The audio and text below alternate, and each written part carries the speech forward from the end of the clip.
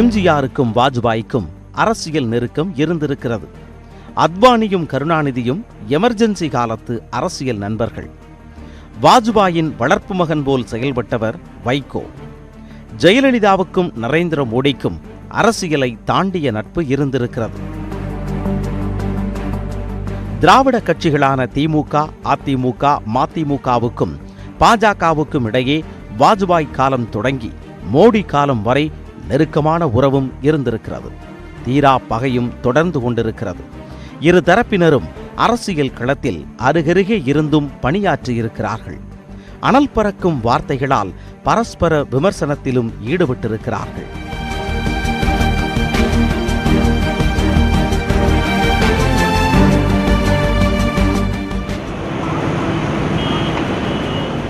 இங்கே திராவிட கட்சிகள் என்று பொதுவாக சொன்னாலும் பாஜகவுடன் முதலில் கூட்டணி வைத்தது ஜெயலலிதா தலைமையிலான அதிமுக தான். அதுநாள் வரை பாஜகவுடன் தமிழகத்தில் பெரிய கட்சிகளோ பிரபலமான கட்சிகளோ பாஜகவுடன் நேரடியான அரசியல் தொடர்பையோ தேர்தல் உறவையோ வைத்துக் கொண்டதில்லை. 80களின் தொடங்கப்பட்ட பாஜகவுக்கு தமிழ்நாட்டில் சொல்லிக் கொள்ளும் அளவுக்கு வாக்கு வங்கி இல்லை என்பதால் தேர்தல் ரீதியாக எந்த ஒரு முக்கியத்துவமும் இல்லை. செல்வாக்கு நிரம்பிய தலைவர்கள் யாரும் இல்லை என்பதால் அரசியல் ரீதியாகவும் பாஜகவுக்கு முக்கியத்துவம் இல்லை. ஆகவே மதவாதம் பேசும் கட்சி என்று சொல்லி பாஜகவை ஒதுக்கியே வைத்திருந்தார்கள். உடைத்துச் சொல்வதென்றால் தமிழக அரசியல் களத்தில் தீண்டப்படாத கட்சியாகவே பாஜக இருந்தது. அப்படி இருந்த பாஜகவுக்கு 1996 தேர்தலில் லேசான நம்பிக்கை கீற்று தென்பட்டது.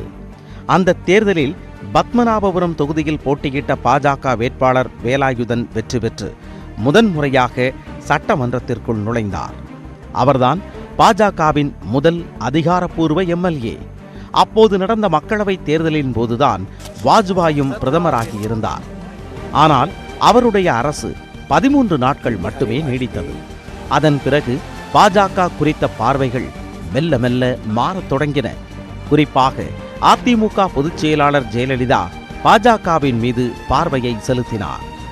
1996 சட்டமன்ற தேர்தலில் படுதோல்வி அடைந்து பலவீனமாக இருந்த அதிமுக 1998 மக்களவைத் தேர்தலின் போது வலுவான கூட்டணியை உருவாக்கி வெற்றி பெற்றே தீர வேண்டிய கட்டாயத்தில் இருந்தது. அப்போது அவருடைய கவனம் சிறு கட்சிகளின் மீது குவிந்தது.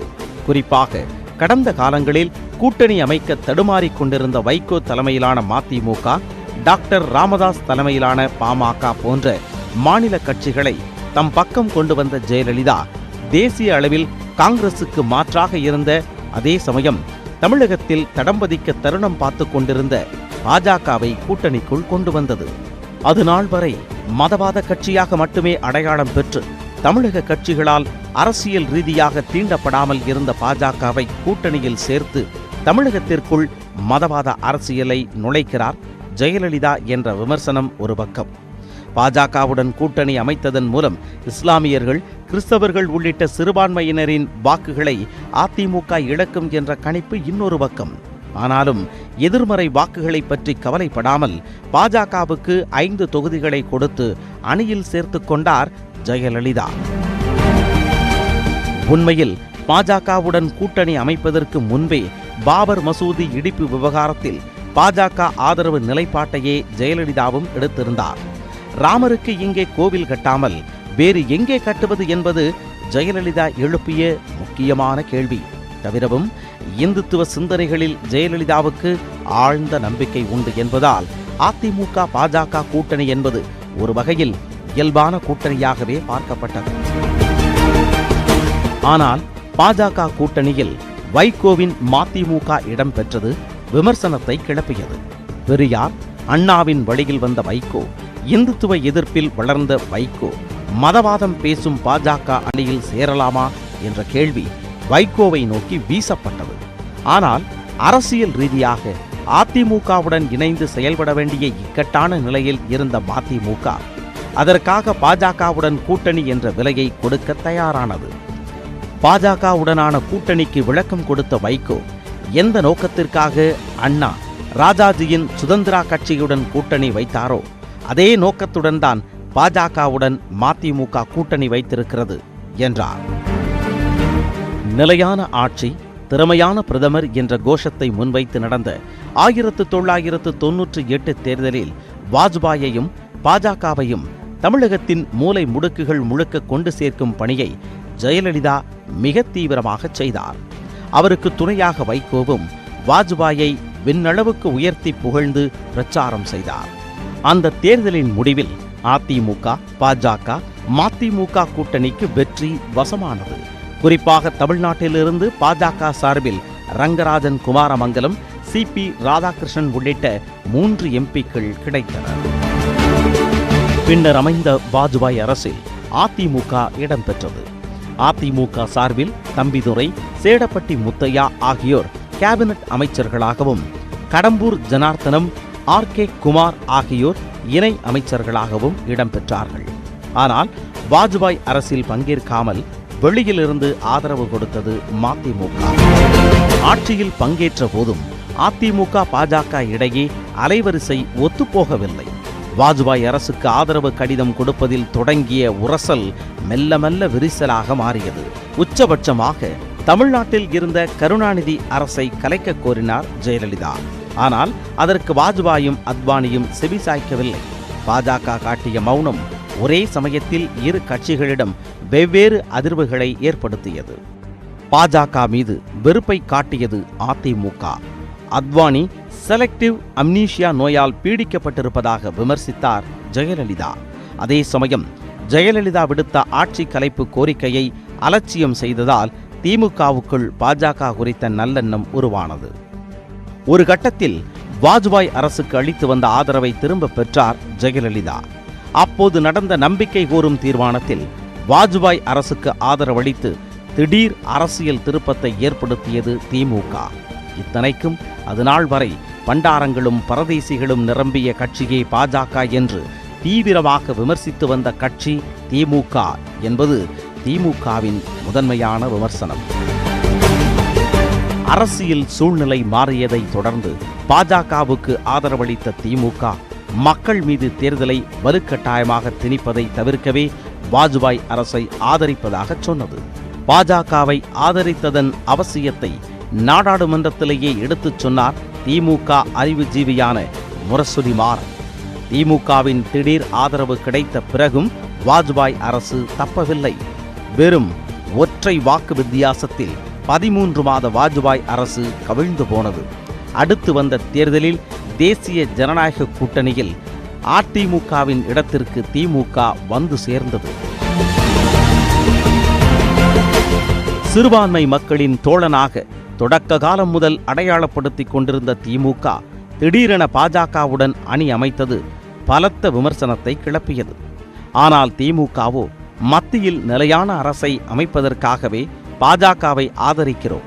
மேலும் பாஜக அணியில் திமுக இருக்கும் வரை அந்த கட்சி தனது மதவாத செயல்பாடுகளை முன்னெடுக்க முடியாது. அந்த வகையில் பாஜக அணியில் இருந்தபடியே சிறுபான்மை மக்களுக்கான பாதுகாப்பு அரணாக திமுக இருக்கும் என்றார் கருணாநிதி. அதன்படியே ராமர் கோவில், பொது சிவில் சட்டம், காஷ்மீர் சிறப்பு அந்தஸ்து ரத்து என்கின்ற பாஜகவின் 3 உயிர்நாடி முழக்கங்களும் இல்லாத குறைந்தபட்ச செயல் திட்டம் உருவாக்கப்பட்டது. மோசமான கட்சியில் இருக்கும் நல்ல மனிதர் என்று கருணாநிதியும் முரசொலி மாறனும் வாஜ்பாயை வர்ணித்தார்கள். ஆனால் திமுக பாஜக கூட்டணியை கி. வீரமணி தலைமையிலான திராவிடர் கழகம் கடுமையாக கண்டித்தது. இதற்கு முன்னர் அதிமுக பாஜக கூட்டணியையும் திராவிடர் கழகம் விமர்சித்தது. ஆனால் இம்முறை திமுகவை மேடைக்கு மேடை தீவிரமாக விமர்சித்தார் கி. வீரமணி. திமுகவுக்கு எதிராக கட்சி தொடங்கிய வைகோ ஏற்கனவே தேசிய ஜனநாயக கூட்டணியில் இருந்த நிலையில் திடீர் வரவான திமுகவால் வைகோ அதிருப்தியடைவாரோ என்ற கேள்வி எழுந்தது. ஆனால் வாஜ்பாயுடனான நல்லுறவுக்காக திமுகவின் வரவை ஏற்றுக்கொண்டார் வைகோ. அதன் மூலம் பாஜக கூட்டணியில் திமுக, மதிமுக என்ற 2 கட்சிகளுமே இடம்பெற்றன. இம்முறை 6 தொகுதிகள் தமிழக பாஜகவுக்கு ஒதுக்கப்பட்டன. 1999 மக்களவைத் தேர்தலில் திமுக பாஜக கூட்டணி வெற்றி பெற்று மத்தியில் ஆட்சியை பிடித்தது. அப்போது பாஜக சார்பில் தமிழகத்தில் இருந்து ரங்கராஜன் குமாரமங்கலம், சி.பி. ராதாகிருஷ்ணன், பொன் ராதாகிருஷ்ணன் உள்ளிட்ட 4 வெற்றி பெற்றனர். பின்னர் அமைந்த வாஜ்பாய் அரசில் திமுகவும் மதிமுகவும் அமைச்சரவையில் இடம்பெற்றன. திமுக சார்பில் முரசொலி மாறன், டி.ஆர். பாலு, மதிமுக சார்பில் கண்ணப்பன், செஞ்சி ராமச்சந்திரன் ஆகியோர் வாஜ்பாய் அரசில் அமைச்சர்களாக பதவியேற்றனர். ஆம், இந்துத்துவ கட்சி என்று விமர்சிக்கப்பட்ட பாஜக தலைமையிலான அரசின் திராவிட கட்சிகளான திமுகவும் மதிமுகவும் அங்கம் வகித்தன.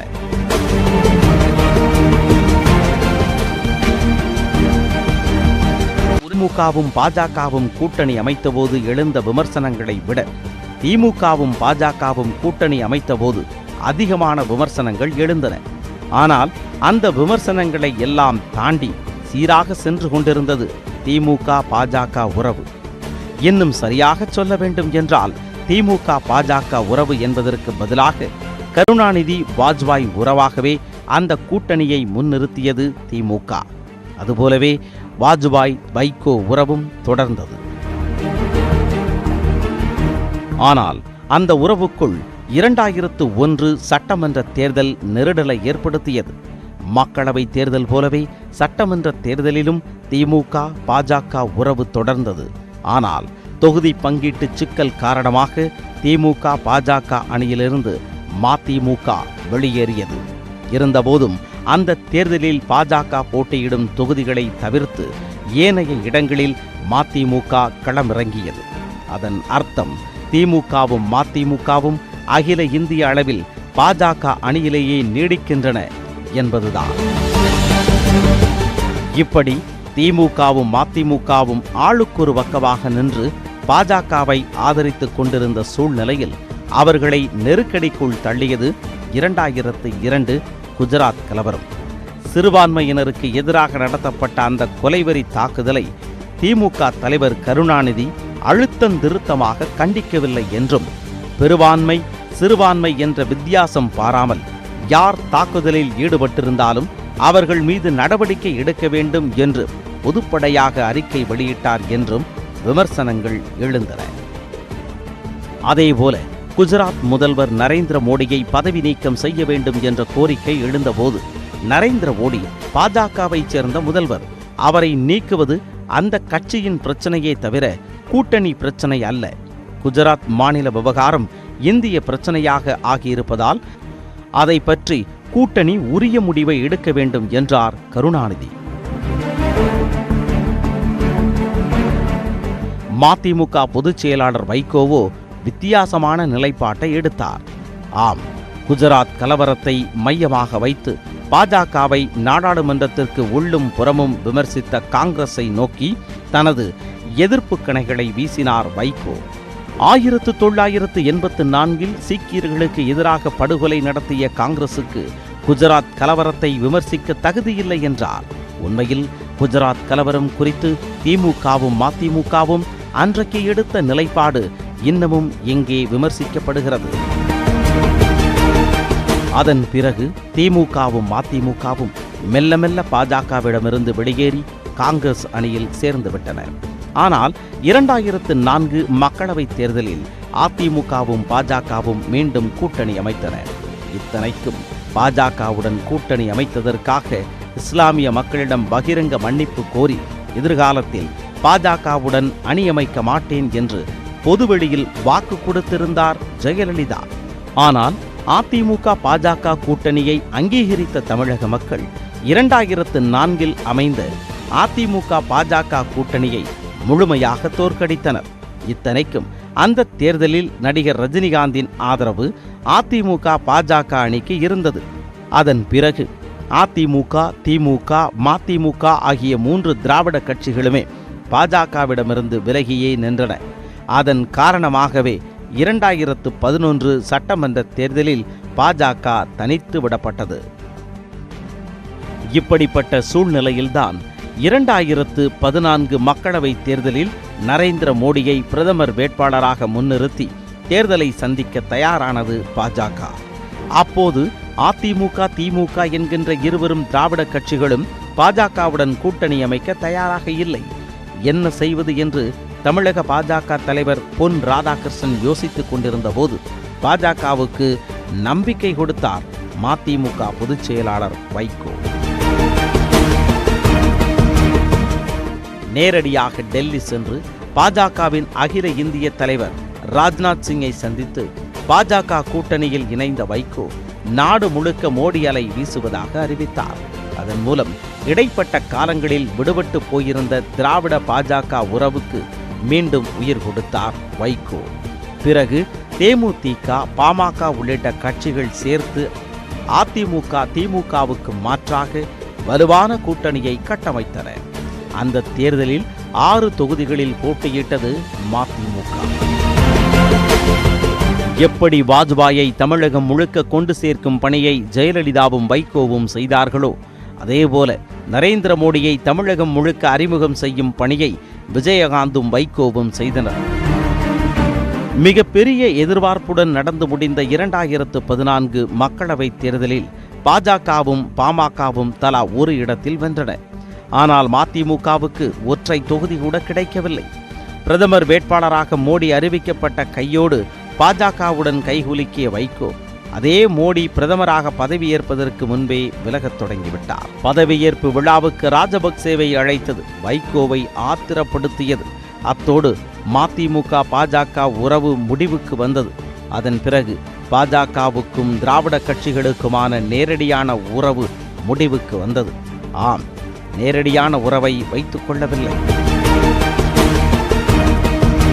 2016 சட்டமன்ற தேர்தலில் அதிமுக, திமுக, மதிமுக ஆகிய 3 திராவிட கட்சிகளுமே பாஜகவை அணியில் சேர்த்துக் கொள்ளவில்லை. ஆகவே அந்த தேர்தலில் பாஜக தோல்வி அடைந்தது.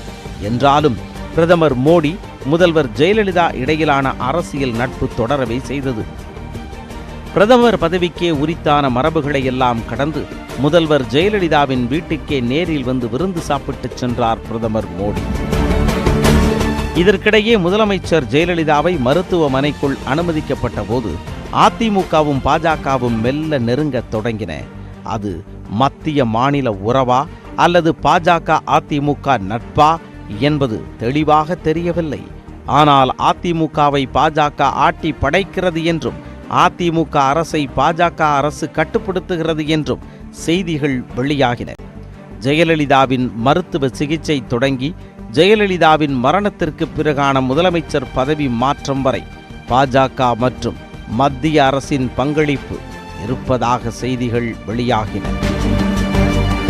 குறிப்பாக ஜெயலலிதாவின் மரணத்திற்கு பிறகு ஓ பன்னீர்செல்வம் முதல்வரானது தொடங்கி பல விஷயங்களை தீர்மானித்தவர் அப்போதைய மத்திய அமைச்சர் வெங்கையா நாயுடுவே என்றன ஊடகங்கள்.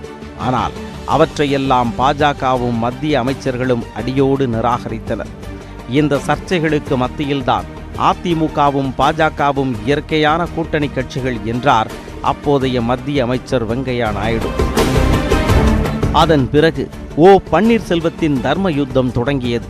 சசிகலா சிறை சென்றது, இரட்டை இலை முடக்கப்பட்டது, RK நகர் இடைத்தேர்தல், தினகரன் ஒதுக்கப்பட்டது, EPS OPS அணிகள் இணைந்தது என அதிமுகவை சுற்றிய அனைத்து நிகழ்வுகளும் பாஜகவுடனும் மத்திய அரசுடனும் இணைத்து பேசப்பட்டன.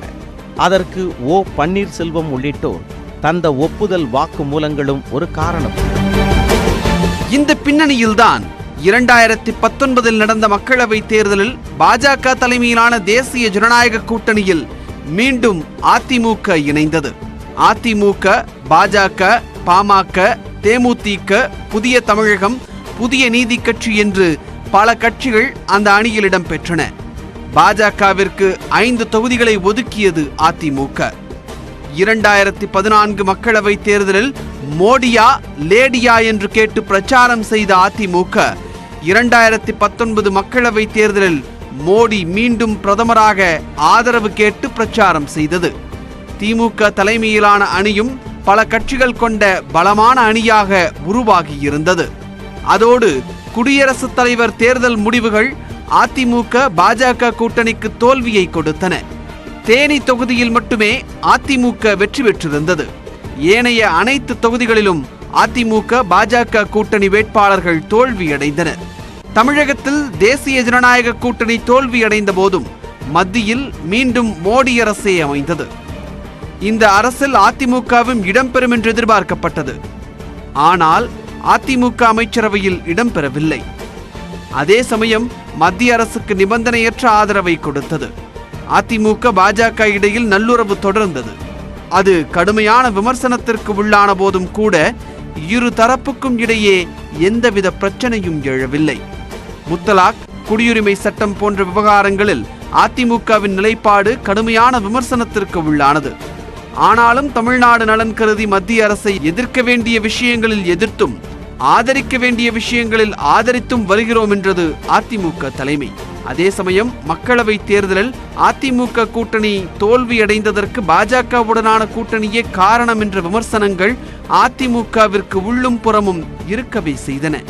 இந்த பின்னணியில் தமிழக பாஜக தலைவராக டாக்டர் தமிழிசைக்கு பிறகு நியமிக்கப்பட்ட எல் முருகன் அடுத்து வரும் தேர்தலில் பாஜக தலைமையில்தான் கூட்டணி என்று பேசியது சர்ச்சையை கிளப்பியது.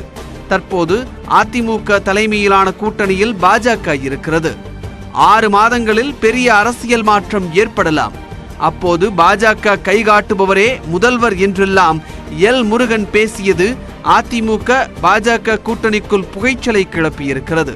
வருகின்ற சட்டமன்ற தேர்தலில் பாரதிய ஜனதா கட்சியினுடைய எம்எல்ஏக்கள் நிச்சயமாக வருகின்ற சட்டமன்ற தேர்தலில் உட்கார்ந்திருப்பாங்க.